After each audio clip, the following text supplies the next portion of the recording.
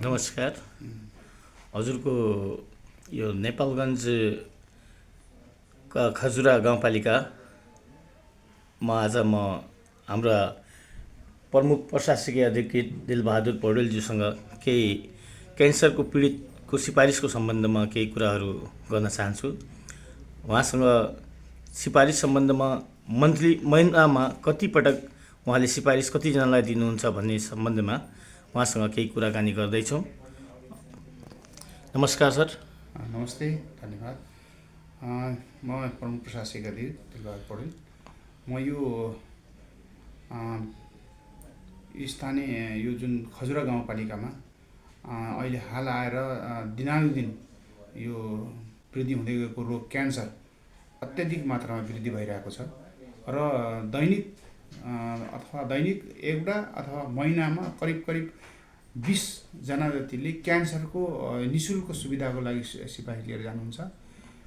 भनेपछि यो खजुरा गाउँपालिका अत्याधिक रूपमा अब क्यान्सरको रूपमा यो रोग देखा परेको छ।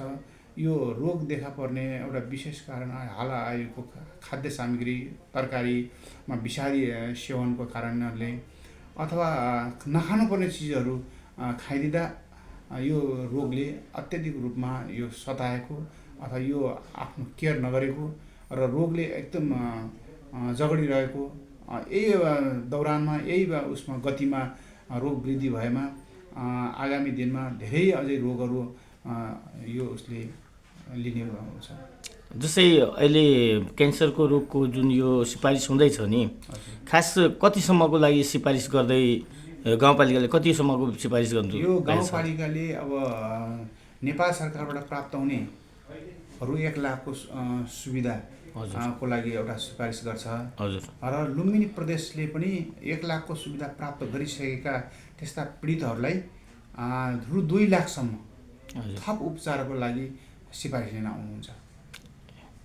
अनि जस्तै गाउँपालिकाले मन्थमा कतिजनालाई, खास 20 जनालाई 19-20 जनालाई गर्दै रहेछ? होइन, हामीले अब आएको विपन्न नागरिकहरू हुनुहुन्छ, सबै अत्यधिक रूपमा मात्रामा विपन्न नागरिकको सेवा सुविधा प्राप्त गरिरहनु भएको छ। हजुर। विपन्न नागरिकहरूको अन्तर्गत उहाँले सुविधा प्राप्त गर्नुहुन्छ र अर्को सुविधा क्यान्सर पीडित र पक्षघात मृगौलाहरूलाई थप यसको सिफारिसको अलावा मासिक 5,000 रुपियाँसम्म पनि नेपाल सरकारबाट यो फलोअपमा भइरहेका त्यस्ता क्यान्सर पीडितहरू, पक्षघात पीडितहरू, मृगौला पीडितहरूलाई थप 5,000 मासिक सुविधा समेत दिइरहेको छ। जस्तै यहाँदेखि धेरै कुराहरू पनि अरू पनि थप गर्न चाहे मैले कुरा। जस्तै यहाँबाट एउटा सिफारिस लगेर जस्तै तपाईँको इन्सुरेन्सको कुरा आइरहेछ, पोलिसी प्रत्येक गाउँपालिकाहरू वार्डमा पनि भइरहेछ।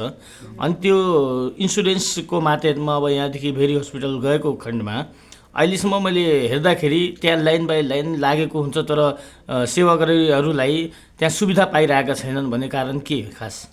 होइन, क्यान्सर अरू जस्तै यो जुन अहिले बिमाको कुरा गर्नुभयो, बिमाको सुविधा प्राप्त गर्ने जस्तै भेरी हस्पिटल उसको प्रथम बिन्दु कहाँ हो?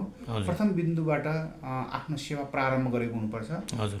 प्रथम बिन्दुबाट सेवा प्रारम्भ गरिसकेपछि उसले पाउनुपर्ने सेवाहरू हरेक हस्पिटलमा बिमाको लागि अतिरिक्त काउन्टरहरू समेत व्यवस्था गरेको छ। हजुर।